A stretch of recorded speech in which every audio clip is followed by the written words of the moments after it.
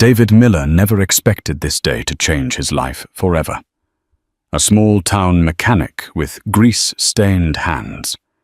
He was the type of person who gave selflessly, even when there was little left to give. One stormy afternoon, he spotted a sleek, broken-down Mercedes on the side of a lonely highway. Inside her was a woman he didn't know, but sensed she was in urgent need. With a single push and a heart full of compassion, David set events in motion that would shatter the boundaries of fate. Little did he realize that this act of kindness would reveal secrets and fortunes beyond imagination. David Miller grew up in a modest two-bedroom house on the outskirts of Philadelphia. The quiet hum of Route 1 traffic lulled him to sleep at night, and each morning the rising sun revealed the battered family sedan waiting in the driveway, a testament to the Millers' perpetual financial tightrope walk. His parents did their best, but bills outweighed earnings. By the time David was 11, he had learned to fix leaky faucets, mend loose floorboards, and tinker with the family car to keep it running just one more month. That natural inclination toward problem-solving propelled him into the world of mechanics. After high school, a small scholarship to a local technical college gave him the foundational knowledge needed to work with engines. But life had its own way of complicating things. His mother fell ill, and David dropped out of college in his second year to care for her. The scholarship lapsed, and so did his official certification. By the time she recovered, his family had depleted almost every resource they had. Yet David's optimism was a hardy vine refusing to be uprooted. From odd jobs in auto repair shops around Philadelphia to restless nights, sleeping on a friend's couch, David wore the same unwavering grin. He believed that if he kept at it, something good would break his way.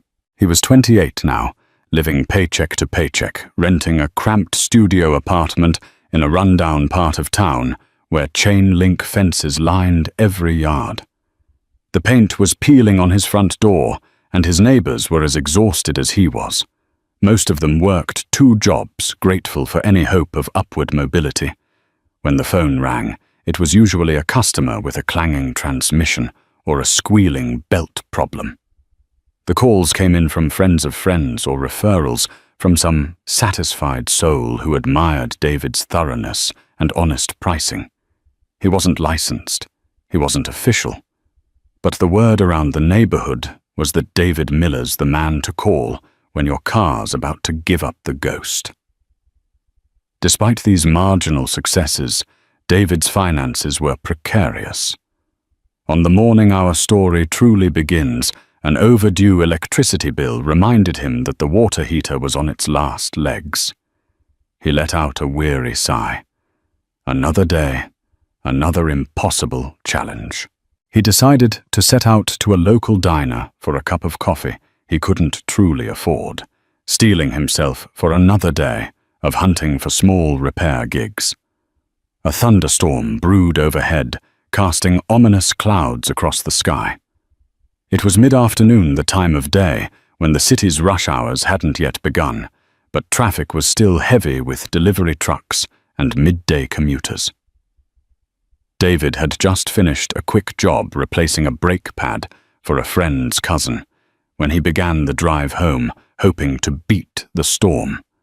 He took a detour along a quiet stretch of road near the Delaware River, where skeletal trees loomed like guards on either side.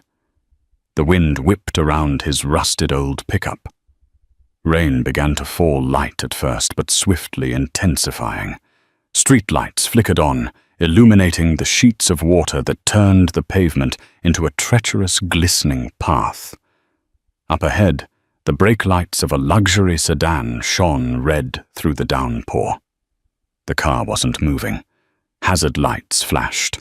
David slowed down and pulled up behind the sleek black Mercedes, noticing its vanity plate, AM 195.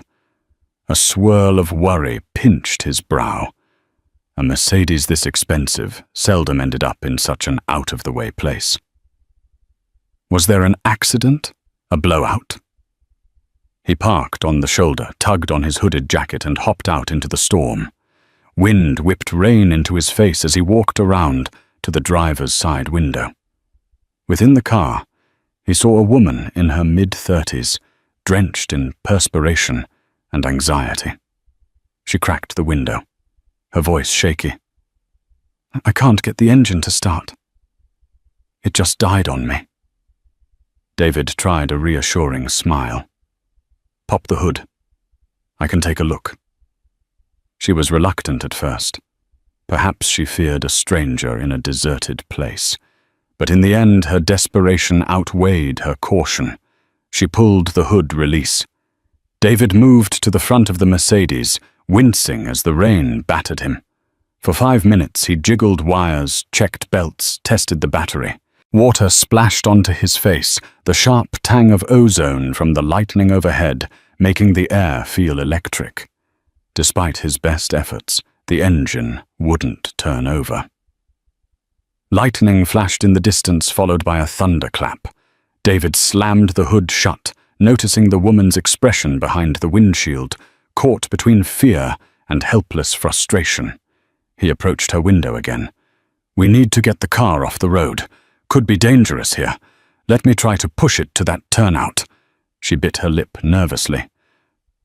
All right. My name is Adriana, by the way." "Adriana Mansfield." "David Miller," he replied. "Let's get you to safety." As she steered, David braced his shoulder against the trunk and pushed with all his might. The slick road made the task brutal, and within moments his clothes were soaked through. Rain hammered them both as the Mercedes rolled slowly forward. Inch by inch, David guided the vehicle to the side of the road, away from the driving lane. Finally, they both collapsed in relief under the meager shelter of a nearby overhang. The Mercedes perched at a safer angle. Panting, David took in the details of Adriana's face, pale and sharp-cheeked, with eyes that carried both sorrow and intelligence.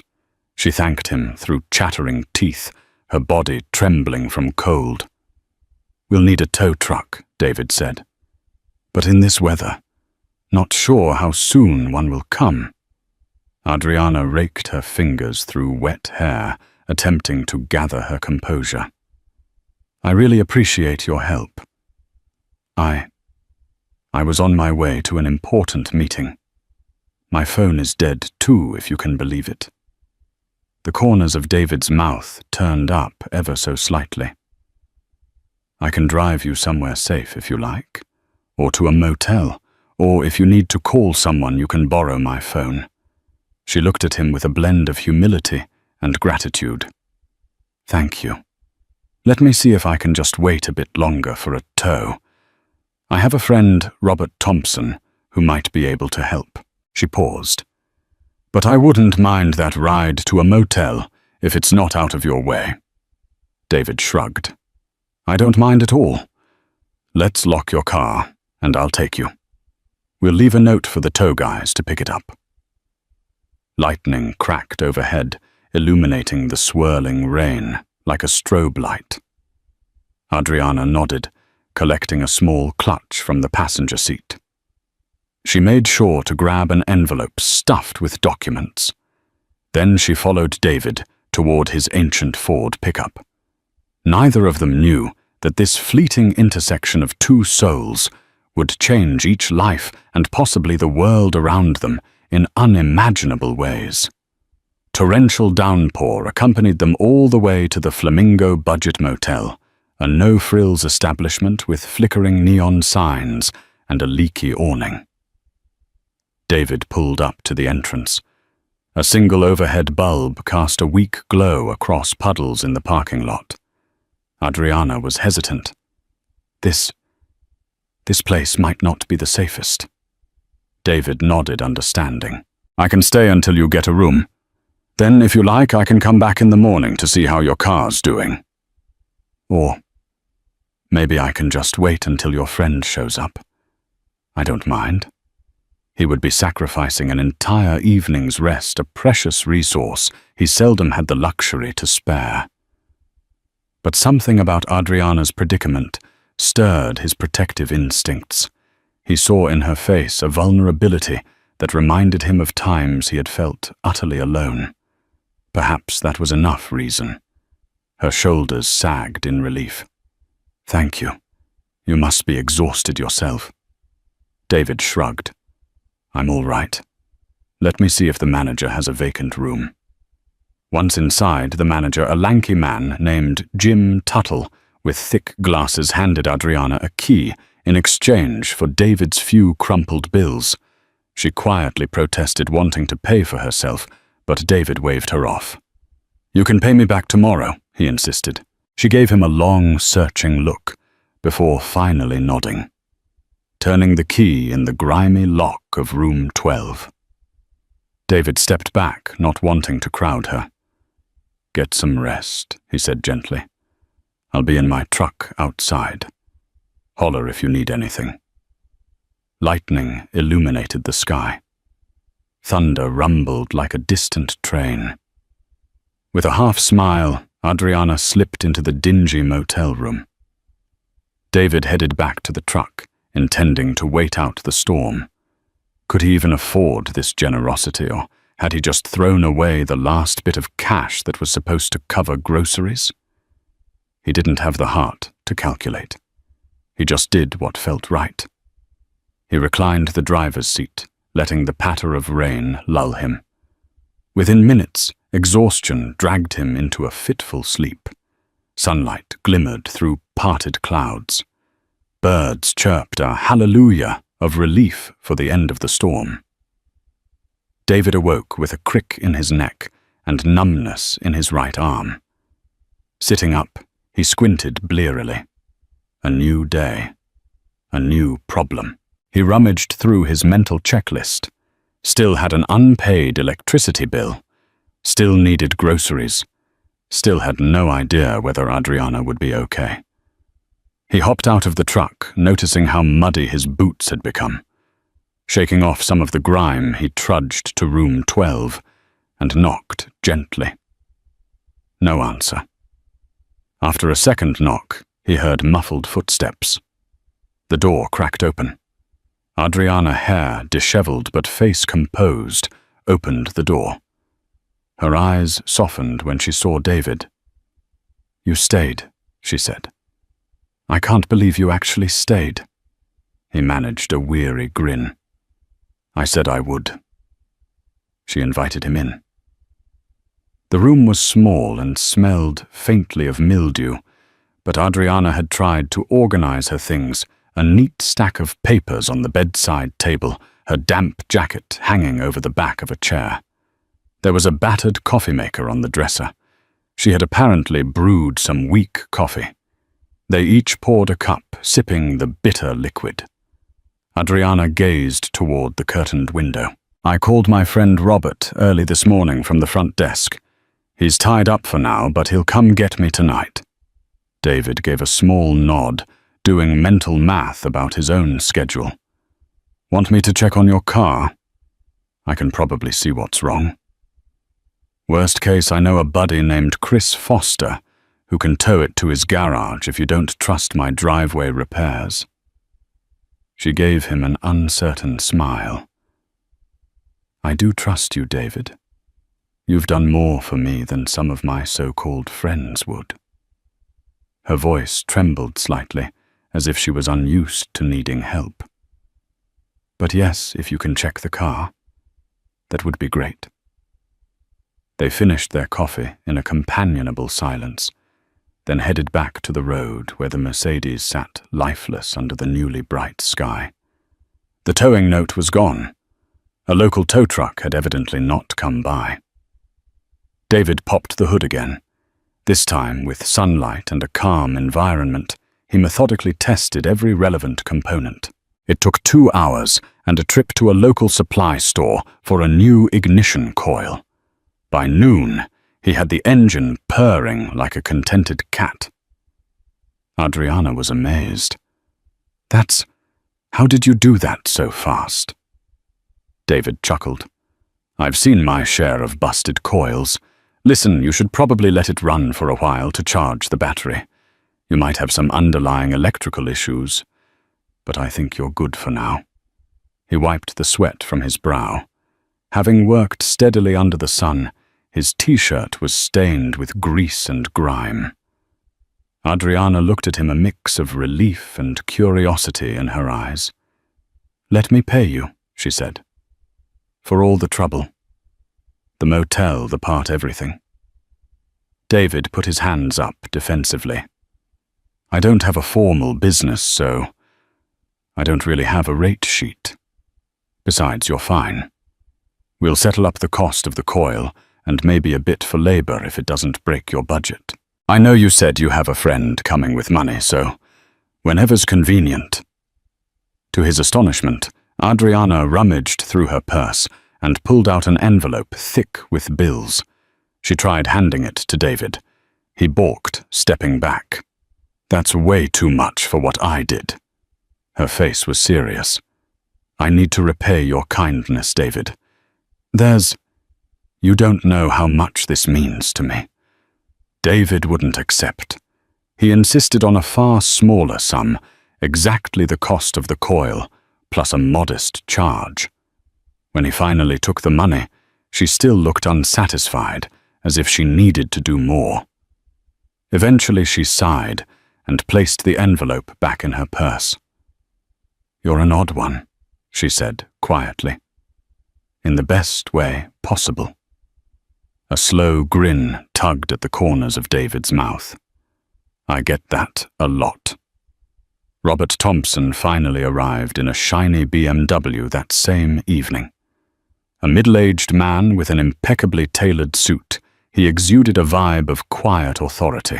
Adriana introduced David somewhat awkwardly at first, but with warmth in her voice. Robert eyed David from head to toe, grease-stained clothes, worn-out boots, then gave a polite nod. I appreciate you helping my friend. Robert said, shaking David's hand firmly. There was an intensity in Robert's eyes that David couldn't quite read. Adriana insisted that David allow Robert to buy him dinner. Feeling uncomfortable, but not wanting to offend David, acquiesced. The three ended up at a modest diner just outside of town. Over plates of simple comfort food, mashed potatoes, roast beef, and coleslaw. Robert tried to pry into David's life. Ever thought of opening your own shop? Robert asked. With your skill, you could go legit, do more business. David answered, truthfully. That would be a dream. But the overhead costs, licensing, insurance, I can't even handle my rent sometimes. Robert nodded, as if assessing the situation. Adriana observed silently. Every now and then David caught her gaze, a soft wave of empathy passing between them. Something about Adriana's quiet manner suggested she was more than she appeared, but he couldn't place it. After dinner, Robert settled the bill and handed David a business card. It bore his name, Robert Thompson, with a contact number and an email domain that was unfamiliar, something with arty equities in it. If you ever need anything, Robert said, give me a call.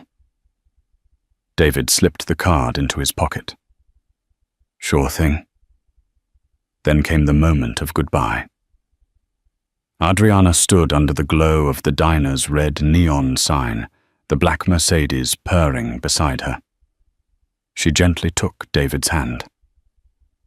You saved me from a worse fate. I'm sure, she said softly. Take care of yourself. David offered a sincere smile. You too. He watched her slide into the driver's seat. For a moment, their eyes met through the window. Then she and Robert were gone, the car's headlights disappearing into the distance. David was left standing in the diner's parking lot, the night air cool against his skin. He felt a fleeting sense of loss, which he quickly brushed aside.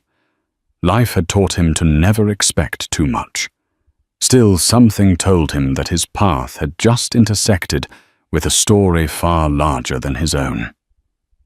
Over the next few weeks, David settled back into his routine of small repair jobs and constant worry about bills. The memory of Adriana Mansfield lingered at the edge of his thoughts, but as the days passed with no word from her, he assumed she had moved on.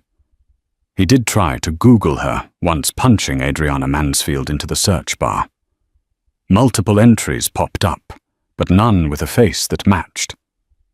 There were some news articles about philanthropic ventures from a Mansfield Foundation, references to a business empire led by a Mansfield family, but no immediate sign of Adriana herself. The curiosity lingered, but he chalked it up to coincidence.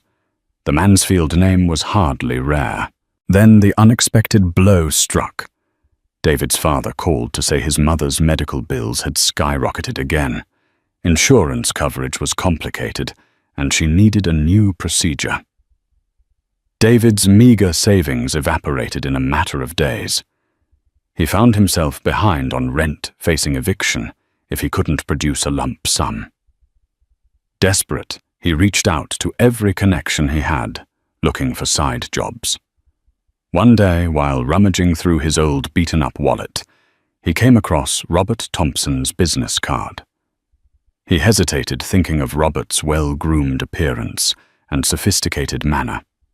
The card had a whiff of importance about it, but David doubted the man wanted to be pestered. Still faced with looming eviction, David dialed the number. To his surprise, Robert answered on the second ring. His voice was calm, collected, but not unfriendly. "David, good to hear from you. Been a while?" David cleared his throat. "Yeah, hi. I was just wondering if I could talk to you about some work. I'm in a bind, financially." Robert didn't hesitate. "Of course, I'll text you an address. Meet me there tomorrow morning." David's heart pounded. Was this a lifeline or a wild goose chase? He had no choice but to find out. The next day, David arrived at a sleek, modern office building in downtown Philadelphia. Polished glass windows reflected a blue autumn sky. A small sign near the door read RT Equities. The lobby was opulent marble floors, an ornate chandelier. David felt like a fish out of water in his scuffed boots and threadbare flannel shirt. A receptionist led him to the top-floor suite, where Robert Thompson awaited, seated behind a mahogany desk. Floor-to-ceiling windows offered a panoramic view of the city. Robert smiled, gesturing for David to take a seat. "How can I help?" Robert asked, leaning forward slightly. David tried to appear composed. "I'm behind on bills. My mum's medical costs are crushing me. I don't expect handouts, but if you have any mechanical work, or if you know anyone who needs a reliable mechanic, I'm ready to hustle." Robert folded his hands. "I might have something better for you." He pressed a button on the desk phone. "Send Ms. Mansfield in." Within seconds, the door swung open. Adriana Mansfield stepped in, wearing a fitted navy blazer and pencil skirt, her hair pinned back. David's heart jolted in surprise. She nodded politely, glancing at Robert. "You called." Robert stood, smiling like a cat that had caught a canary. "We have an opportunity for Mr. Miller. I'll let you explain."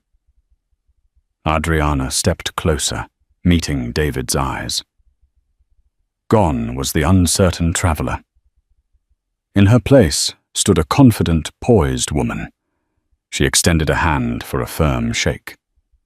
"David, it's nice to see you again." David's voice came out softer than he intended. "Same here." Adriana turned to Robert. "We had a conversation about how we might help you, David, after everything you did. Robert here manages many of my family's investments." She cleared her throat. "But we want to keep certain things discreet." She paused, weighing her words. Let's be honest, I'm not just Adriana Mansfield, a random driver you helped. I'm from the Mansfield family, the owners of the Mansfield Foundation, Mansfield Industries, and several other ventures. The car breakdown was an unplanned moment. I was traveling incognito, checking up on one of our real estate properties, and I wanted no entourage, no security detail. Robert is both a family friend and an investment advisor. David felt his heart thud in his chest. The name Mansfield. The Mansfield Foundation was rumored to be worth billions. Could it be that Adriana was one of the heirs? He swallowed hard, struggling to keep composure. Adriana took a breath, continuing. I had my reasons for traveling alone. You selflessly helped me, without knowing anything about who I was. That meant more to me than you can imagine. I'd like to return the favor in some way. We have a project that might interest you, a chain of auto repair shops that Mansfield Industries is investing in. We plan to open them in underprivileged areas, offering discounted services to lower-income communities. We need people who are passionate, skilled, and empathic. People like you. David's mind raced. This was too surreal. Are you offering me a job? Robert chimed in. Not just a job, a managerial position with training and official certification process and a stable salary. Full benefits. The goal is to place you in charge of one of our pilot shops. David gripped the armrests. An official job in a well-funded enterprise, this could solve everything. But it felt like stepping into someone else's life. Why? Me? He asked hoarsely. Adriana's voice softened. Because you have the heart for it, and the skill. This is exactly the kind of person we want heading these community shops. We want someone who won't turn folks away because they can't afford top-dollar rates. We want fairness and kindness. For a moment, David let the possibility sink in. He thought of his mother, the overdue bills, the dire straits he'd been facing. This opportunity could rescue him from a spiral of debt. But was it real? Robert handed him a folder. Review the terms. If you agree, sign the preliminary contract, and we'll start the ball rolling. You'll go through a short training period to learn about our systems. Then we'll help you set up the first location. David flipped through the pages, a wave of astonishment gripping him at the salary figures, the health insurance details, and the expansion plans. This is more than generous. Adriana folded her arms, leaning back slightly. You deserve it. But David, there's a catch. We're not just giving handouts. This is business, and there's risk. If you mismanage the shop, if you choose not to show up, you could lose the position. We need a full commitment. David looked up, eyes blazing with gratitude. I'm all in. The next few weeks felt like a whirlwind.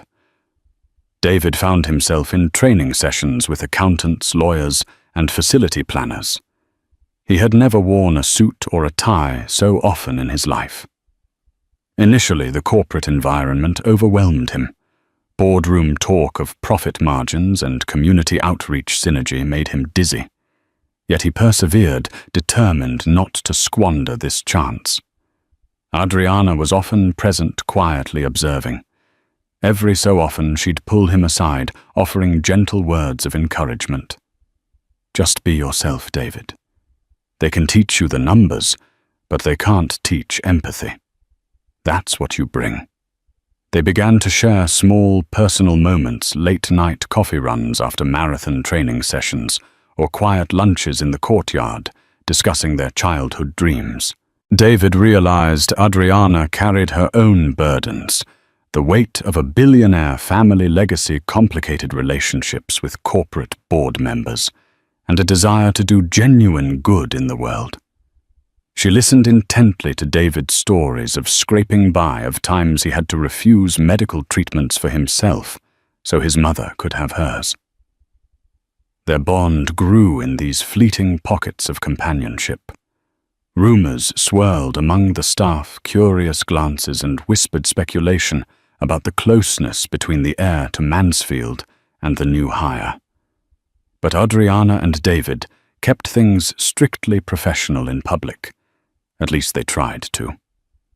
One day, while reviewing building layouts for the pilot auto shop, Adriana led David through a newly renovated facility. The floors were polished concrete, the walls freshly painted in the Mansfield Foundation's logo colors. Lift equipment gleamed in the overhead fluorescent lights. David ran a hand along the shiny metal beams of the brand-new car lift. A sense of awe washed over him. It was a far cry from his usual makeshift tool sets and second-hand lifts. Adriana smiled at his wonder. "This is the future, David. Ready for it?" He turned to her sincerity in his gaze. "As ready as I'll ever be. Thank you, Adriana. For everything." Her cheeks flushed slightly. "You're welcome. But this is just the beginning." Even as hope blossomed, tension lurked in the corners of this new reality. Some board members questioned Adriana's involvement with David. They saw him as an unrefined mechanic, unworthy of the Mansfield brand. Rumblings of disapproval surfaced. At board meetings, older executives with names like Harrington and Winthrop expressed concerns. "You're giving the pilot shop to a man with no formal certification." One silver-haired board member scoffed, reading from a dossier. "His credit score is abysmal. He has no proven track record in management." Adriana stood firm, though her jaw tightened. "That's precisely why we're doing this. We're giving talented individuals the chance they wouldn't otherwise have." Some of her relatives, including a distant cousin, Sarah Nicholson, who managed philanthropic audits, questioned the scale of her personal involvement. "It seems like you're crossing professional lines, Adriana. Are you sure this is wise?" Adriana refused to bend. She knew the difference between charity for PR's sake and genuine empowerment. David was the real deal, and she intended to prove it to the rest of the board. As for Robert Thompson, though he had been the initial bridge, David noticed him becoming more guarded. Perhaps Robert had concerns about how close Adriana and David were growing. David often felt Robert studying him, as if measuring David's loyalty or potential for trouble. Still, David pressed on, determined to justify the faith Adriana had placed in him. Over a candlelit dinner one evening, an accidental spur-of-the-moment outing after a late training session, David and Adriana found themselves sharing more than just aspirations. They revealed vulnerabilities. David confessed feeling unworthy, overshadowed by the grandeur of her name and the opportunity she had granted him. Adriana spoke of the suffocating expectations placed on her since childhood. Wine loosened their tongues, and soon they were laughing like old friends. Adriana recounted tales of her rebellious teenage years, how she'd slip out of her parents' estate to ride public transit incognito, finding solace among real people. David shared memories of fixing his father's battered pickup in the middle of the night, learning by trial and error. A comfortable lull settled. Adriana's eyes gleamed in the soft light. She reached across the table, resting her hand atop David's calloused knuckles. The moment felt electric. He locked eyes with her, swallowing hard. Fear, desire, gratitude, emotions merged into one swirling tide. "David," she began softly, "I never expected to meet someone who'd make me see my world in a different light." "But you do." His heart pounded. "Same here," he breathed, voice unsteady. Neither voiced the word love, but it echoed unspoken in the hush around them. They left the restaurant, hand in hand, stepping into a swirl of city lights. The tension of an impossible romance mechanic and billionaire hung in the air. Unbeknownst to them, trouble brewed in the Mansfield family board, a faction led by an uncle named James Reed, who had married into the family, considered David a threat both to Adriana's professional judgment and to their own aspirations. They believed the pilot auto shop was a wasteful venture, better replaced by a more profitable real estate flip. James reached out to Robert Thompson, pressing him to sabotage the project. Surely there's a way to prove that David Miller isn't capable. All it takes is one slip-up, and the board will pivot. Robert resisted at first, but felt the mounting pressure.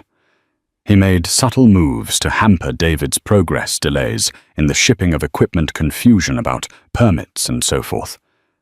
David, drowning in new paperwork, chalked these delays up to normal bureaucratic red tape. Adriana, however, grew suspicious. She knew Robert well enough to sense that he was stalling. Confronting him in a private meeting, she demanded an explanation. He evaded direct answers, giving empty assurances that everything was proceeding on schedule. She left the meeting unsettled, determined to keep a closer eye on the operations. At last, opening day for the pilot shop arrived. The building was modest, but fully equipped: a spacious garage, a comfortable waiting area, and an attached classroom for free auto maintenance workshops. Adriana arranged a soft opening, inviting community members to drop by. Various local news outlets showed mild interest, curious about Mansfield Foundation's new philanthropic angle. David donned a crisp new uniform with the Mansfield Foundation logo, a far cry from his usual grease-spattered t-shirts. His staff included a few local mechanics he'd personally recruited. Maria Jenkins, an ex-military mechanic with a knack for diesel engines, and Elton Brown, a friend from David's old neighborhood who was itching for a stable job. Together, they welcomed the first wave of customers, mostly neighbors intrigued by discounted services. Adriana watched from the sidelines, pride shining in her eyes, as David confidently ran diagnostics, explained pricing structures, and offered honest recommendations for repairs. The vibe was friendly, personal, nothing like the cold corporate chain shops that had given the industry a bad name. But amid the success, David spotted Robert near the exit, speaking quietly with James Reed. Their body language was tense. James glared at David through the crowd, turning away abruptly. David's stomach tightened. Something was amiss. 2 weeks later, tragedy struck. A catastrophic brake failure in a car, recently serviced at David's shop, resulted in a serious accident. The driver was hospitalized with severe injuries. Local media exploded with headlines: Mansfield Foundation's new auto shop under fire, after dangerous repair error. David was mortified. He reviewed the shop's logs. Maria Jenkins had worked on the brake system. She insisted she had done everything by the book. Yet the news outlets cited an anonymous source stating the shop had used counterfeit brake pads to cut costs. An official inquiry began. James Reed, seizing the opportunity, called for an emergency board meeting to suspend operations pending investigation. This fiasco is tarnishing the Mansfield brand, he declared. Some board members demanded David's immediate dismissal. Adriana was livid. We don't have all the facts yet. This has never been about profits. It's about community care.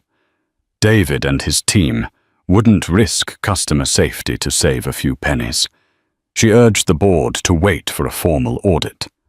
Privately, David battled guilt and self-doubt. Could something have slipped through had he overlooked a faulty shipment of brake pads? Or was this sabotage desperate to clear the shop's name David and Adriana launched their own investigation. They contacted the brake pad supplier, Maxwell Motors, requesting batch numbers and safety certificates. The supplier's records indicated no anomalies. Digging deeper, they discovered a suspicious paper trail. The original crate of brake pads had been replaced by a last-minute urgent delivery, allegedly authorized by a corporate officer. The digital signature on the authorization looked like Robert Thompson's. Confronting Robert in his posh office, they presented the evidence. Robert's face turned ashen, and he stammered, I had no idea. I was told the original shipment had a defect, so I authorized a replacement. James assured me it was the right move. Adriana's voice trembled with anger. You realize the replacement pads were counterfeit, right? Robert hung his head, corners of his eyes moist. I swear I didn't know. James was pushing. I was manipulated. Rage flared in David's chest. Somebody's in the hospital because of this. Our shop is on the brink of closure. All for what? So you could sabotage us. Robert shook his head frantically. I never intended for this. James said he just wanted to slow things down, not harm anyone. I didn't realize the brake pads were unsafe. Adriana took a steadying breath. We'll handle James, she said coldly. Armed with the evidence, Adriana and David marched into the next board meeting, tension thick as wire.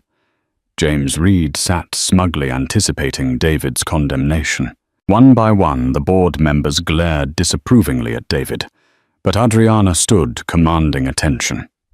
We've discovered that the brake pads causing the tragic accident were counterfeit, introduced via a last-minute shipment authorized by Mr. Thompson under instructions from James Reed, she said. Here's the paper trail. She distributed copies of the emails and shipping records. A murmur of shock rippled around the table. James's face drained of color, and he tried to deny involvement, but the evidence was too damning. David's voice cut through the heavy silence. We're not just dealing with sabotage of a pilot project. Someone's life is at stake. We have a driver in the hospital because of these black market parts. I won't stand by while you ruin everything this foundation is supposed to stand for. Several board members whispered among themselves. James attempted a feeble defense. Adriana, you can't believe I intended to harm anyone.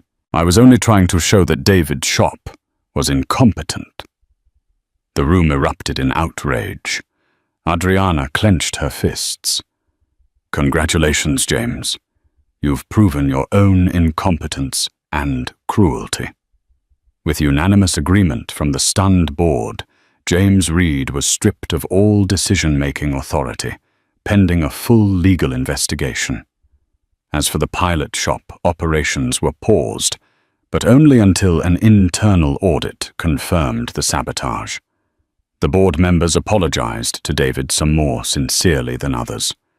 The hospital crash victim survived, though, with injuries requiring therapy. Mansfield's legal team offered a settlement and covered all medical costs. Upon learning the sabotage story, the driver's family expressed relief that it hadn't been an intentional act by David's team. Following a thorough audit, the pilot shop was cleared of wrongdoing. Customer goodwill soared when local media outlets ran follow-up pieces exposing James Reed's duplicity. Donations poured in to support the philanthropic model. Even the board recognized the shop's potential to restore the Mansfield Foundation's public image. Adriana reinstated David as the pilot shop's manager, praising him for his integrity under pressure. To celebrate, they held a community event with free car inspections and a barbecue in the shop's parking lot. Everyone turned out: local families, neighborhood associations, curious onlookers, even some local celebrities. The mood was jubilant. In the midst of the festivities, David found Adriana by the refreshments table, smiling at the line of folks waiting for free checkups. He touched her shoulder gently. "This is what it's all about," he said. "Thank you for believing in me even when everyone else didn't." She turned, eyes shimmering. "We believed in each other."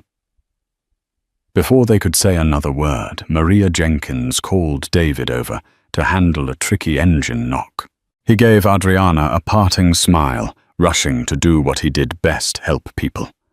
With the scandal behind them and the pilot shop officially cleared of wrongdoing, David Miller finally felt a sense of balance return to his life. It wasn't just the kind of balance that came from paid bills or steady work. It was the deeper, quieter peace that came from knowing you were finally on the right path. The auto shop now buzzed with purpose. Each morning, David arrived early, coffee in hand, to prep the garage. The team, Maria Elton and 2 new hires, worked with energy and pride. Word had spread fast in the neighborhood. Mansfield Auto Care wasn't just another business, it was a place that cared. A place you could trust, and David, he no longer had to choose between fixing a car and fixing his life. He caught up on his mother's medical bills, moved her into a better facility with specialized care, and helped Elton pay off a lingering debt. He even surprised himself by signing the lease for a modest new home, one with a real backyard and space for a workshop. For the first time in years, he had a savings account and dreams that didn't feel far-fetched. His relationship with Adriana had blossomed in the background, slow and steady. They didn't flaunt it, but anyone who saw them together could feel the connection. It wasn't about grand gestures. It was in the way she'd stop by with lunch on a busy day, or the way he'd instinctively reach for her hand when they walked side by side. Robert Thompson, now carefully rebuilding his reputation, worked tirelessly to expand the community garage model. His efforts under Adriana's close watch showed real promise. He'd earned back some of the trust he lost, especially from David. One evening, over a plate of pasta and the soft glow of a porch light, David turned to Adriana and said, "We should create a program for teens. Kids like I was hands-on learners who need someone to believe in them." Adriana's eyes lit up. "A mentorship and scholarship program." She nodded. "Let's build it. Together." David smiled, feeling the weight of that word together and all that it promised. A new chapter had begun, and this time it was one they would write side by side. The night air was crisp as David and Adriana walked hand in hand beneath a canopy of golden lamplight. They had just finished dinner at a small Italian bistro, one of Adriana's favorites, tucked away on a quiet street in downtown Philadelphia.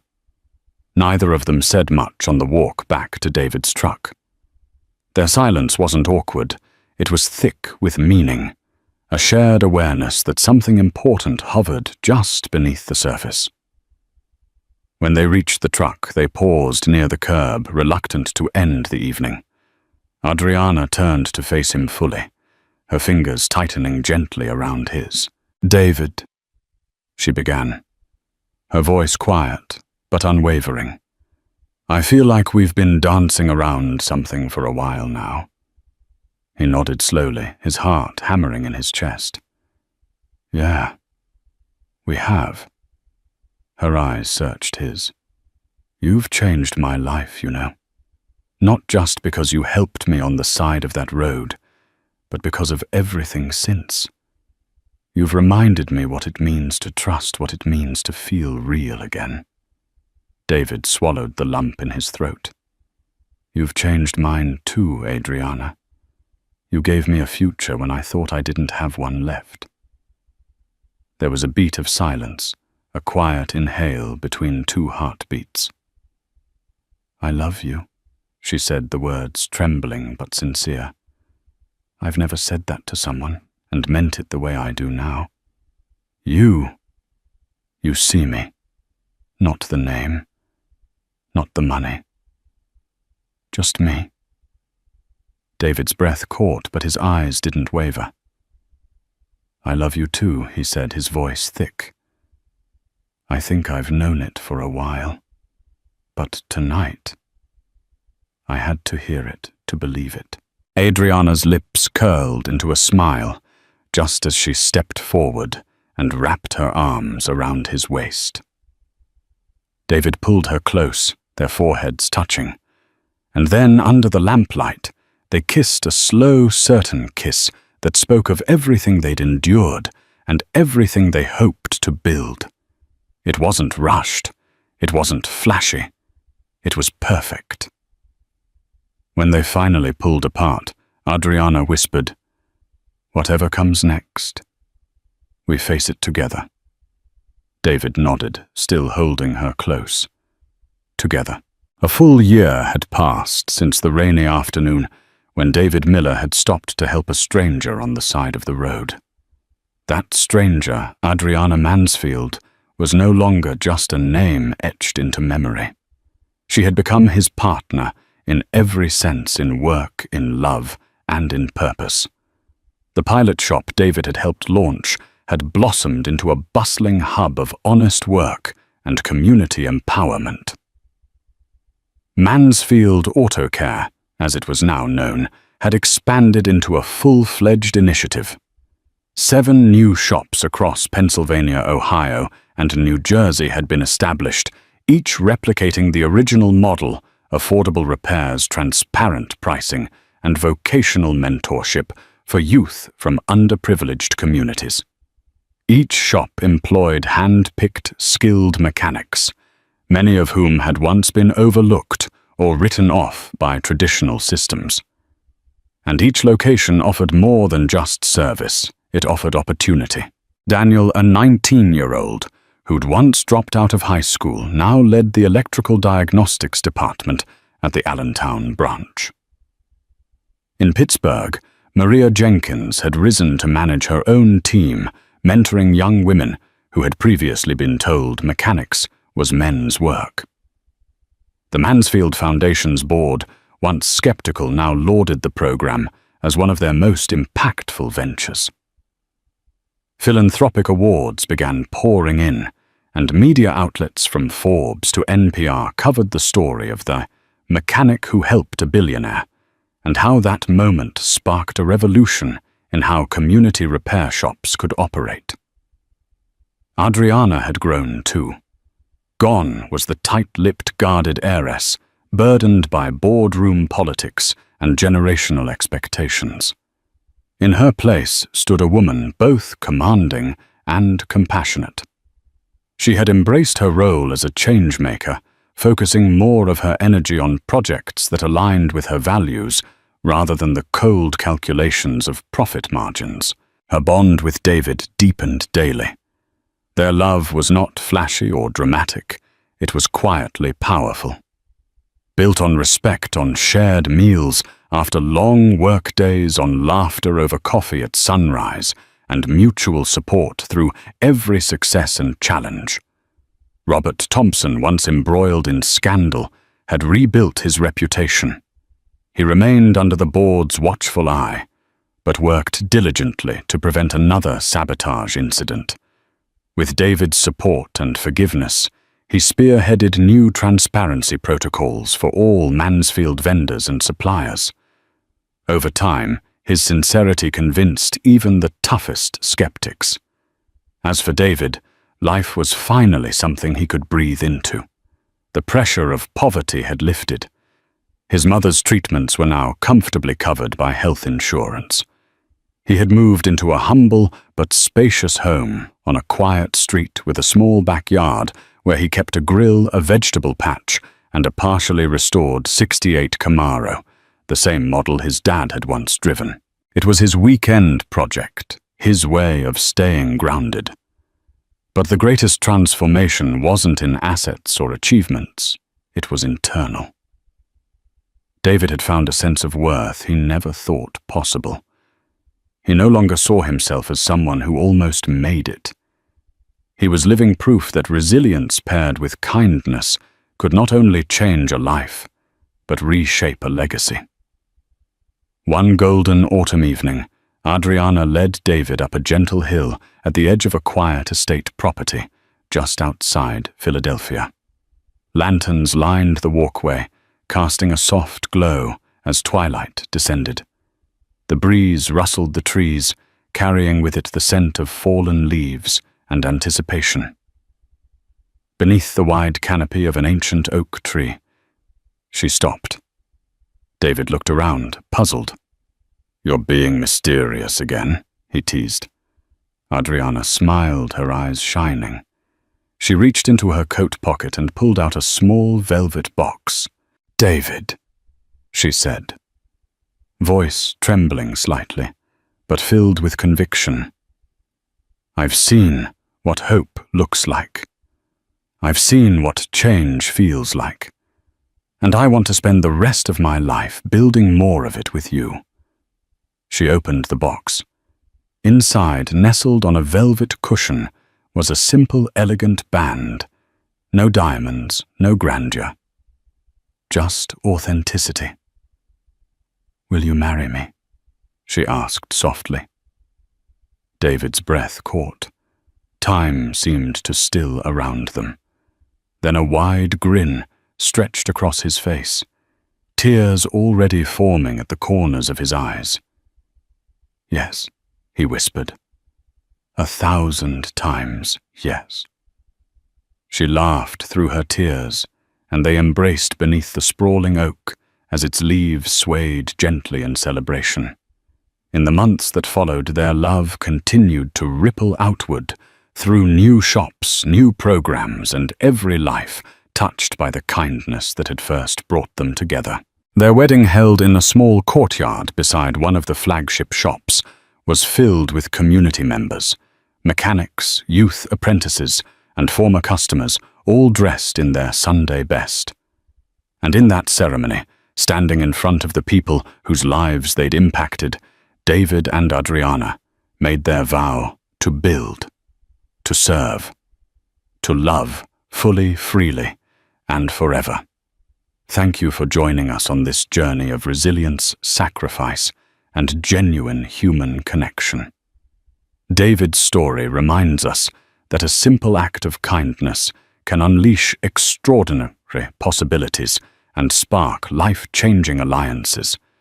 And Adriana's choice shows that beyond wealth lies the greatest treasure of all, empathy and love. If this true-to-life drama captivated your heart, please share this video so others can be inspired by David's selfless generosity. Like this video to support the channel and hit that subscribe button so you won't miss our upcoming stories of real-life courage, romance, and transformation. Your engagement helps us bring more tales of hope and humanity to light. Together, let's champion kindness, celebrate perseverance, and remember that in every challenge lies a hidden seed of opportunity, just waiting for someone with a caring heart to nurture it into something extraordinary. Remember, your kindness can change a life too. Share, subscribe, and stay inspired.